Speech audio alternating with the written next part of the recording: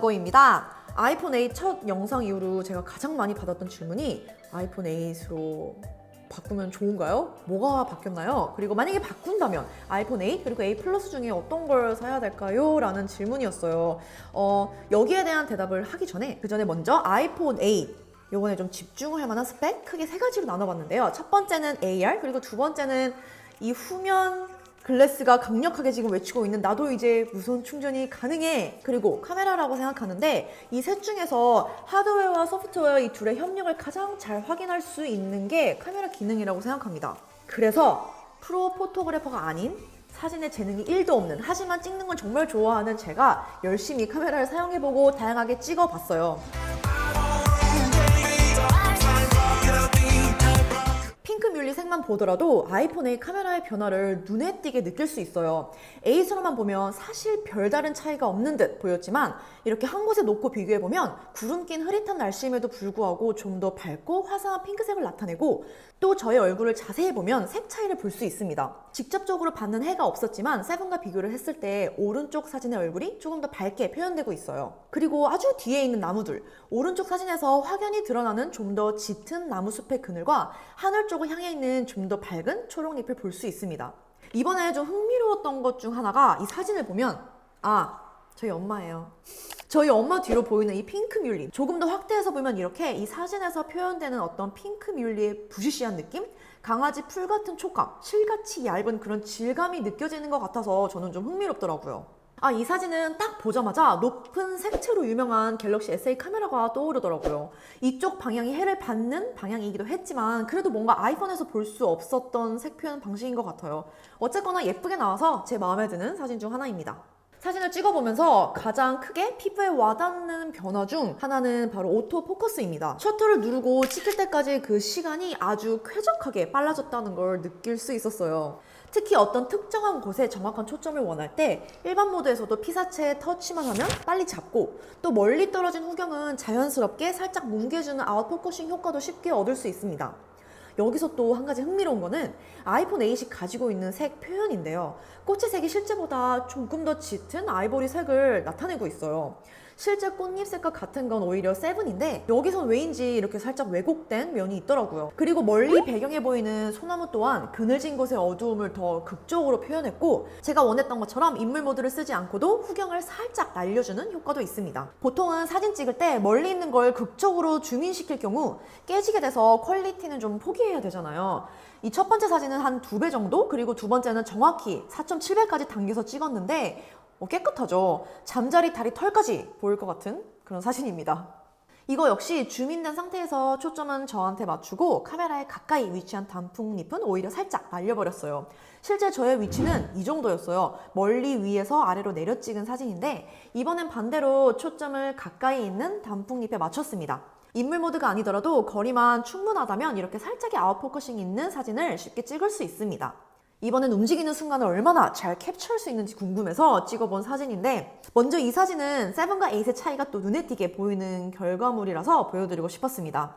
먼저 이 사진을 보면 단풍잎, 나무, 초록잎들, 자켓, 색깔, 피부와 머리색, 심지어 도로 위에 있는 범퍼의 노란색과 또 크랙된 곳, 이 어두운 부분까지도 달라요. 벚꽃과 단풍이 있을 때 한 번쯤 해보는 이런 컷들, 이런 사진에서 포인트는 얼마나 흩날림이 잘 표현되는지, 단풍이 살아있는지가 될 텐데 꽤 살아있죠. 살아있네. 아이폰이 잘한 건지 엄마가 잘한 건지 정확히 알 수는 없지만 어쨌든 결과물로 보면 비록 제 얼굴은 못생김이 가득하지만 제가 원했던 느낌의 흩날림 순간이 캡처된 사진입니다. 진짜 못생겼다. 아이폰 8 그리고 8 플러스 모두 A11 바이오닉 위에 올라가 있는 좀 더 향상된 ISP 그리고 12메가픽셀 카메라와 센서 기술이 동일하게 적용되어 있기 때문에 A 플러스에서 활용할 수 있는, 사용할 수 있는 카메라 기능들을 당연히 8에서도 동일하게 똑같이 누릴 수 있습니다. 하지만 단 한 가지, 플러스에서만 찍고 맛보고 느낄 수 있는, 누릴 수 있는 기능, 인물 모드가 플러스에만 들어가 있죠.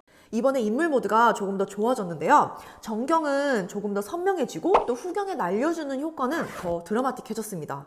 인물 모드 촬영할 때 가장 크게 피부에 와닿았던 건 바로 초점인데요. 제가 인물 모드로 이제 해놓고 셔터를 누르기까지의 과정을 한번 짧게 녹화해봤습니다. 이거는 7 플러스인데 거리가 멀다고 뜨거나 아니면 초점이 잡혔다는 뜻인 노란색의 프레임이 늦게 떠요. 그리고 거리를 이렇게 왔다 갔다 해야 좀 잡히게 되고, 이번엔 들이대자마자 바로 피사체와 후경을 나눠주고 초점을 잡아줍니다. 빠르게 잡아줘서 힘들지 않게 더 쉽게 인물 모드 기능을 활용할 수 있게 된 것 같아요. 아쉬운 부분이라고 한다면 이 기능이 소프트웨어로 작동하다 보니 이런 사진이 나오기도 합니다. 특히 빨대가 꽂힌 음료 사진 같은 경우 이렇게 빨대가 아주 뭉개져 버려요. 인물 모드는 이름처럼 인물을 찍을 때 어디서든 다른 느낌의 인물 사진을 쉽게 얻을 수가 있는 건데, 알려진 사실 중 하나는 인물도 인물이지만 음식 사진이나 다른 사물을 찍을 때 정말 예쁘게 나옵니다. 음식은 물론이고 별 의미 없는 이런 사진조차도, 또 꽃 사진들도 단순한 사진들이지만 후경을 드라마틱하게 날려줌으로써 그냥 다른 복잡한 설명 필요 없이 이걸 쓰다 보면 그냥 재밌어요. 그리고 가지고 있는 기능을 색 보정을 통해서 조금 더 재미있게 활용할 수도 있습니다. 색 보정하기 전에 이런 느낌이었다면 보정 후에는 조금 더 색이 다이나믹해졌죠. 또 각각의 색이 훨씬 선명해지고, 카메라 자체가 워낙 개인 취향에 따라 나뉘게 되고, 또 특히 색 보정은 내 취향이 내가 따뜻한 색을 좋아하는지 아니면 조금 더 차가운 색을 좋아하는지에 따라 달라지는데, 색 보정을 하다 보면 내가 이런 걸 좋아하는구나, 내 취향이 좀 따뜻한 색이구나 아니면 차갑구나 라는 걸 또 알게 되는 것 같아요. 제 취향은 좀 차가운 색깔? 이번에 업그레이드된 인물 모드에 새롭게 가능해진 것들이 있죠? 5가지 라이팅 옵션이 있는데, 이 5가지의 라이팅을 사용을 해보니까 조금 애매한 부분이, 트리키한 부분이 있는 것 같아요. 그래서 다음 영상에서는 제가 인물 모드만 집중적으로 한번 소개를 해보고, 또 요번에 베타이긴 하지만 가능해진 재밌게 활용해 볼 수 있는 5가지 라이팅, 어떻게 하면 조금 더 잘 찍을 수 있는지 약간의 팁을 한번 공유해 보도록 하겠습니다. 그리고 카메라에 대해 얘기할 때 절대 빼놓을 수 없는 부분이 저조도죠. 저조도가 개선됐다고 했기 때문에 여기서만큼은 7이랑 꼭 한번 비교를 해보고 싶었어요. 어떤가요? 사실 제일 먼저 눈에 들어오는 게 확연히 줄어든 노이즈, 그리고 얼굴 색입니다. 얼굴 색은 에이스로 가면서 좀 어둡게 표현되고, 또 눈에 띄게 노이즈가 사라졌는데, 이 노이즈 리덕션 덕분에 여기서는 제가 입고 있는 옷의 질감이 조금 더 선명해 보이는 것 같습니다. 이번 8 인물 모드 사진에서는 등불밖에 없는 밤의 후경을 드라마틱하게 날려버렸고, 또 피사체는 조금 더 분명하고 선명하게 하지만 살짝 어둡게 표현하고 있습니다. 8 플러스 사용을 한다면 반드시 인물 모드 기능을 저녁에 저조도에서 꼭 한번 활용해 보는 걸 추천해요. 여기서만큼은 개선된 부분이 크게 느껴지기 때문에, 또 저조도에서 이런 식으로 인물 모드 기능이 들어간다면 조금 더 분위기 있는 야경 사진을 찍을 수 있지 않을까요?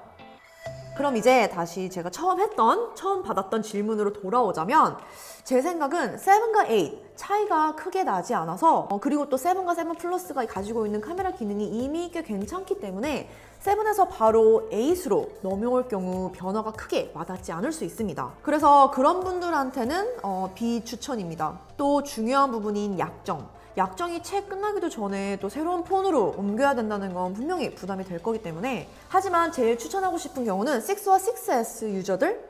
일단 첫 번째 이유는 이번에 새로워진 디스플레이를 처음 접하게 될 거고요. 그리고 두 번째는 아이패드를 사용하지 않을 경우 트루톤 또한 처음인 경우가 될 거고, 그리고 세 번째 증강현실, AR, 3D 터치, 라이브 포토, 그리고 이번에 또 새롭게 추가된 옵션들까지도 처음 접하는 경우이기 때문에, 약정이 끝나가는 7 전 모델 사용자들에게 이번에 새로 기변을 생각 중이라면, 또 특별히 아이폰 10을 기다리지 않는 이상 이번 아이폰 8은 꽤 괜찮은 선택일 거라고 생각합니다.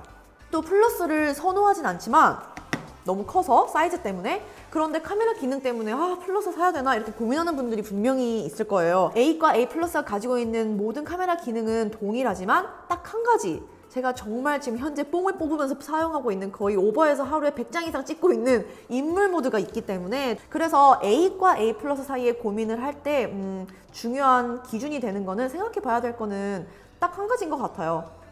인물 모드. 그리고 물론 작은 사이즈, 손에 들어오는 이 컴팩트한 사이즈를 원한다면 당연히 8으로 가야 되고, 그렇지 않으면 나는 더 많은 인물 모드 같은 더 옵션을 사용하고 싶다, 기능을 사용하고 싶다 하면 플러스를 선택하는 게 맞을 것 같습니다. 오늘도 긴 영상 끝까지 봐주신 분들 너무너무 감사합니다. 저는 또 새로운 영상을 들고 돌아올게요. Bye guys!